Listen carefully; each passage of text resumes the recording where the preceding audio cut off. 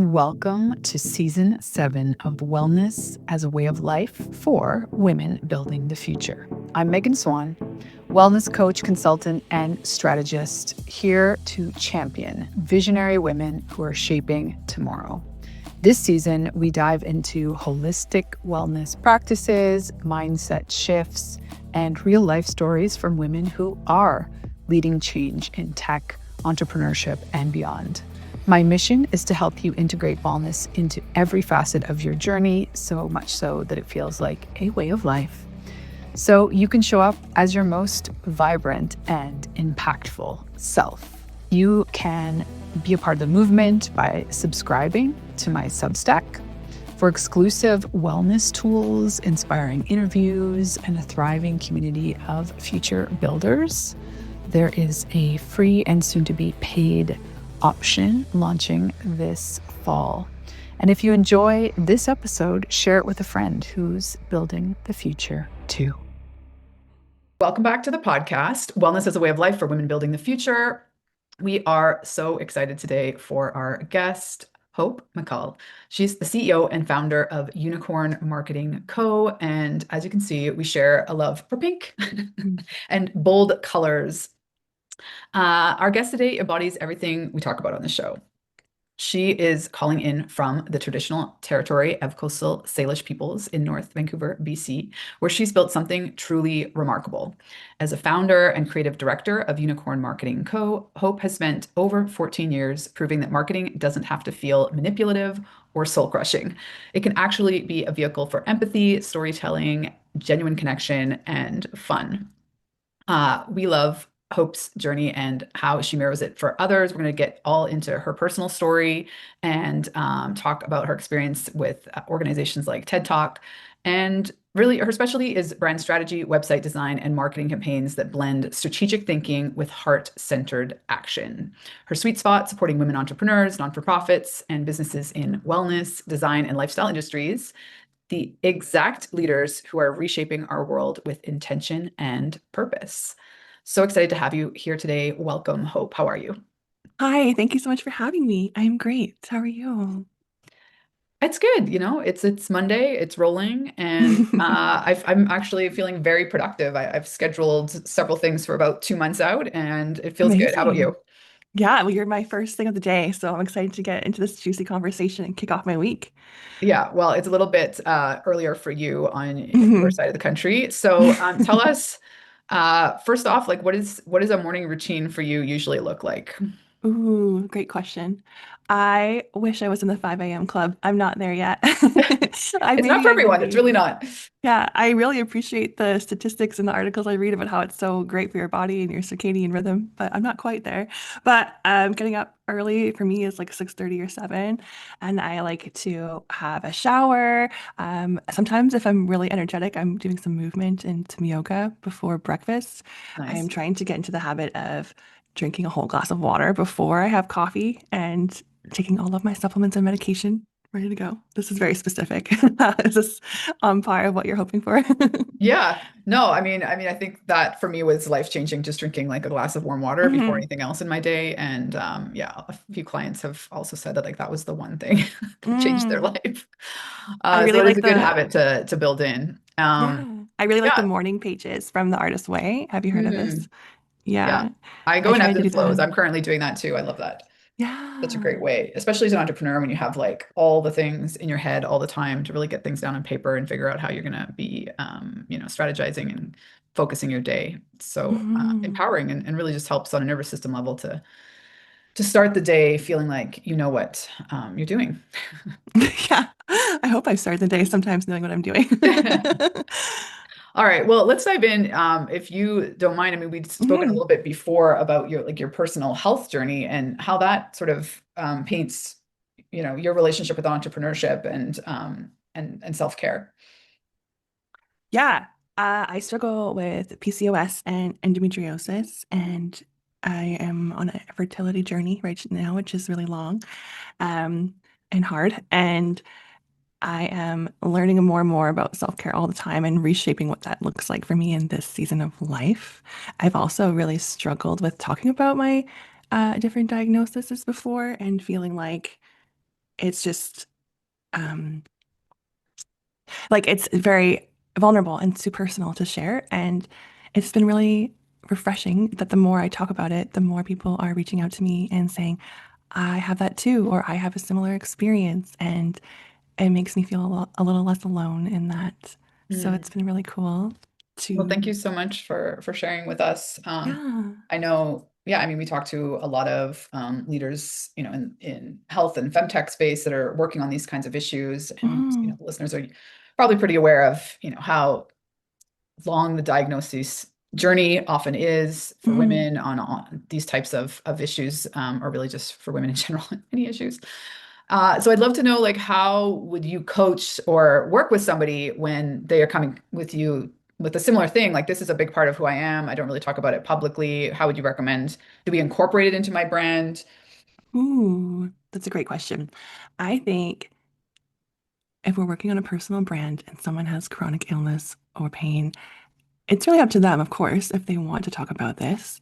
And I would look at first what their personal values are and what really feels strong to them on where they're showing up and how they're showing up. And I think that there's a vulnerability in sharing more about this. As I said, I'm still on that journey and struggling myself. But when I think about it as well, everybody has something in their life, either if they're running a business or if they're just out there living life, working for other people. Um, we all have something that needs more time in our life. And that could Mhm. be a child, or it could be nurturing a new career, or it could be making time for yourself with chronic pain. And that's okay to hold that space. And I think that the world is open and trusting and caring enough to receive us if we feel safe enough to share that information. Mm, I agree. I Yeah. love that. So I'd love to know, like, for your personal entrepreneurial journey, like, how has what you feel is in alignment sort of shifted from, you know, going from working in global organizations like TED to focusing on like your current mission? Mm. Yeah, I've had quite a career so far in that I've been working for lots of startup companies and smaller agencies. I've worked in the event space, in the event marketing space. As you mentioned, I worked for TED Talks at their flagship event here in Vancouver for on a contract basis for a few years, which was really exciting. Um, Also super hard in many ways. And I'm not totally allowed to share all of my experiences due to like Of NDAs course. and contracts and things. So we'll just, it was a We'll just very leave it nice, as a name drop and yeah, yeah, yeah. But how I found myself on my journey today is I found myself in rooms where I felt like my voice was too quiet and I was not being heard. Mhm. And I recognized that I had a fear of being seen myself. And my superpower is also helping other people feel seen and talk about what they love most. And in this case, it's other people's businesses and what their own superpower is. Mhm. And I see a lot of people struggling with the same journey that I'm on. So I am trying to be as real as I can and open as I can in showing up and being seen and sharing that space. Sorry, I'm gonna turn that off. Um, to me as well, business needs to be so much more fun. I've worked in that corporate world and I've been there in that like 9 to 5 scenario. And to me, it's about having like a more embodied presence and showing up and actually caring and having real empathy for my clients and having like real conversations about how we're really doing instead of just saying, how are you doing? And moving on. Um, yeah, and that joy and that fun, I think, is where people differentiate themselves in marketing and storytelling. And it can be tricky to allow ourselves to be fully present in that. But when we do, it's really magical. Mm. I love that you bring up like the even just being soft spoken. Because I'd love to jump into like your view on feminine leadership principles and, Mhm. you know, like what are some other ways that you work in the way that you work that transform marketing from, you know, the ick classic manipulation that we all try to avoid to into Yeah. like authentic connection and, you know, sales as service and really helping people feel like, you know, they just get to talk about their mission and be mission aligned. And Mhm. in that sense, their marketing can speak for itself if it comes from a more authentic place. Absolutely. Yeah, I think in terms of feminine leadership, I didn't recognize that those were leadership skills in that space when I Mm. was coming into it. And now, 5 years later of owning my own business, I'm like, oh, yes, this is all making sense. Yeah. Um, and I am proud of that capacity that I have to trust my own intuition and my own emotional intelligence and to like sit in my feelings and be present in my journey. And to me, I think that love is like my why, and that Mm, feminine leadership and showing up is like a form of resistance. And there's so much to our ancestral lineage of being put to the side or not being heard or being paid less or being passed over by mhm, other people in the room. So that's a big part of it for sure. And when I think no matter what, even if it's a ginormous corporation or an enterprise, when you say words like collaboration and intuition and emotional intelligence, they might not resonate with that word, but there's another word for it that they use in business, I think, that show different capacities, like value alignment, I think is like a big buzzword, or mhm. diversity. And I think people are trying, and I want to be hopeful that we're all working towards this. And yeah, what you're saying about authenticity, when it comes down to it, I think that being human is the most important thing, and speaking to other humans just as we are, showing up with that love and care, collaboration. Um, it's the most important part about marketing and storytelling. It all like filters into those KPIs and the ROI that we're looking for on a microscopic campaign level, but it's the center of everything I hope to be doing. Mm. Can you give us just like your 2 cents on like what's changed in marketing, big picture in the last decade? Because I mean, you've been in it for so long. Hmm. Big picture, AI is the biggest thing. Um, I think it's so rapidly changing. Everyone's using it, which is both exciting and terrifying. And I think we're we're definitely filling up ourselves with content all the time. And there's a lot of content out there in the world on our screens all day. And the quality of content, in my opinion, is going down, Mm, because we're leaning so much on AI. We're leaning so much on the push and consumption of that content. And I don't get me wrong, I'm not a hater of AI. I think it's great. And I think that like automating workflows and stuff is super cool and I'm for it. But I do think that there's an element of that humanness that AI can't recreate. And it's about learning how to use AI as your tool and having fun with it and reiterating as much as you can rather than just taking exactly what AI gives you in that moment and like putting it out there into the world. yeah, totally. Yeah. So, I guess pivoting to, the argument that it's just helping us with productivity, like, do we even want to glorify more productivity? No. Wellness and business strategy, like for you personally and your Mhm. health journey, are there things that you've done differently or pulled back on or, just set up differently based on so that you can support your own well-being? Yeah, I do not subscribe to the idea that success is integral to my business and numbers, and that I am more aligned with it's how I'm feeling, how I'm doing, and what's going on in my personal life as well. And I think the biggest thing for me is just taking that time to slow down and to process how I'm doing in real time and how I want to receive people. And just like, yeah, feel fully present in those moments when I'm working with clients or working on a project and harnessing that moment of creativity.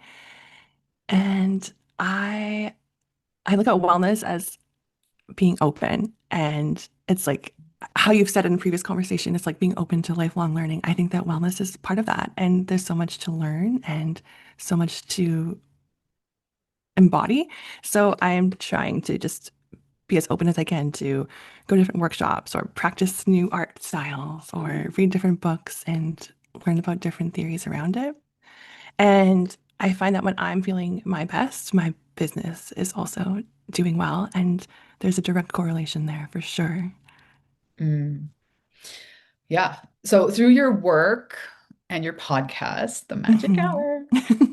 Hour, you're supporting entrepreneurs who are doing things differently, quote unquote, Yeah. building businesses with intention rather than following traditional playbooks. Hmm. And let's face it, like women just in general tend to do this like across the board. For women building future through their, enterprises, or I like to say empires, what does it look like to blend strategic thinking with heart-centered action? I think it's giving yourself permission to unlearn what traditional business has told us is the right way. Mm, And for a long time, those two things were treated completely opposite. And the reality is that they're very essential to each other. And the magic of what happens is when those two things meet in the middle. And for me, I think strategy is part of that structure. It's the data and the systems and the intentional marketing plan. Yes, those are going to help you grow sustainably. And our hearts are the reason behind all of that. It's the story that we're telling, the way that we're connecting with our audience. Like I said, just being a real human and creating community. And what I see when I'm chatting a lot with women on my podcast or in my own business, it's that we're all coming to a point of finding what is burning us out or what we thought success looked like, and we're redefining what that is for ourselves. And that's huge. It's really big. Um, and I think everybody that, like, for example, that I've been interviewing on my podcast is building a business that feels like home for them. mm, great And word. thank you. Is honoring their creativity or their well-being and their boundaries. And that's beautiful. It's really incredible.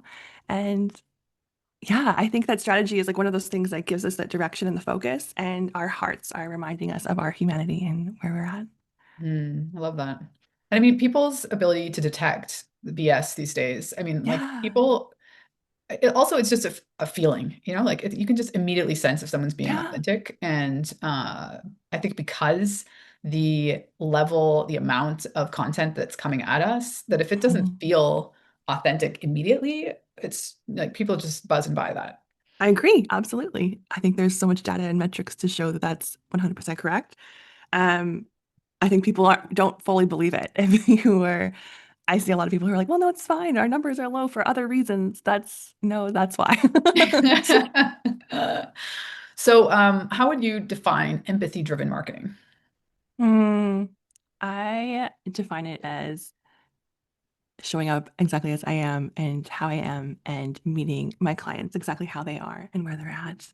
And it's allowing my clients to feel comfortable and safe and think about the whole spectrum of what is socially acceptable, what is accessible for everyone in that world. You know, people are going to see screens differently. They might be listening to audio differently or need to have captions or transcripts with that. Um, there's so many examples, but it's really looking and where we get to play and enjoy life. It's about telling these stories as authentically as we can and showing up as we are. Hmm. Well, so for so many of us women who, are really trying to create movements, shift paradigms, Mhm. how do you see that in terms of the ripple effect of your work and what you're doing to support them in, getting that message out there?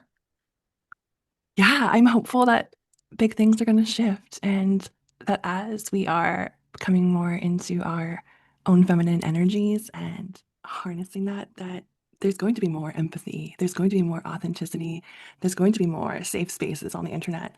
And I am excited about all of the stories and business that I see changing out there. And like you said, there's so much in femtech that is just up and coming. There's so much even in the world of endo and PCOS and research that is changing all the Mhm. time. And these different articles and doctors who are finally speaking up and sharing more about it. It's incredible. And I'm hopeful that this is going to have huge change for all of us in the future. What do you think?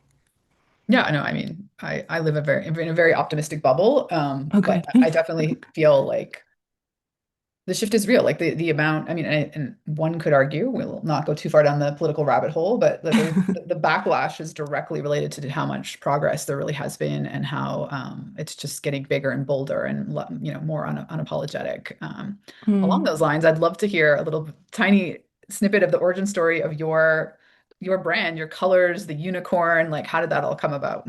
Oh, thank you for asking that question. I Yeah, it was during COVID. I was working at my corporate 9 to 5 and hating my life. And like I said, I think business needs to have more joy and fun. And so I started freelancing and designing on the side of my day to day. And I was laying in bed during COVID, working at home, thinking like, I think I'm going to call it unicorn marketing. Is that crazy? And I bought a domain, had no plan, no idea what I was doing.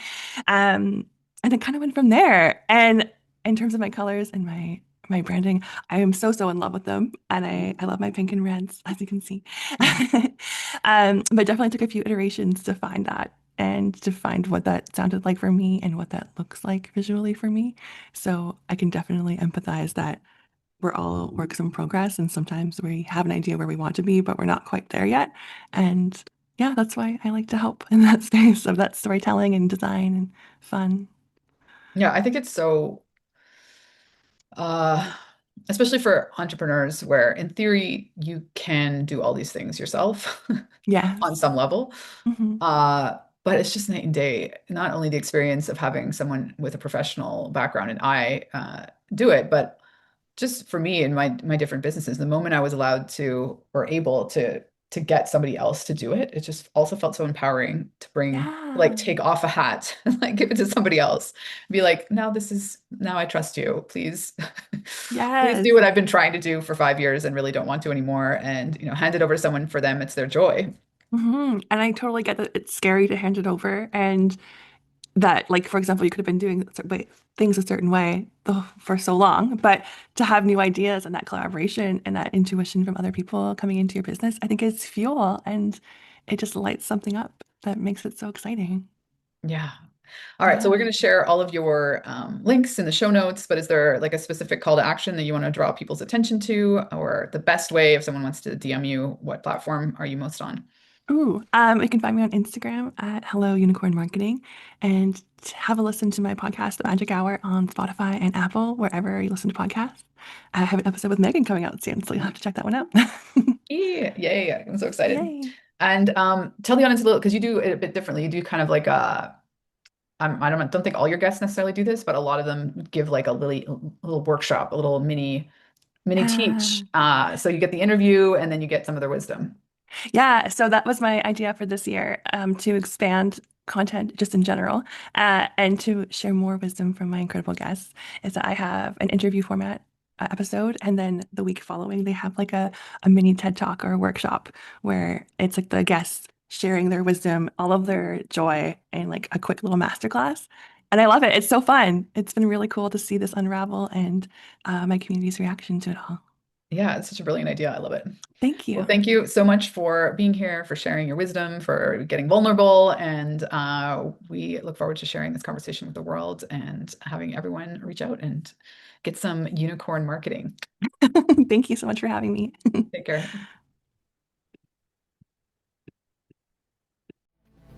Thanks so much for tuning in to Wellness as a Way of Life for Women Building the Future.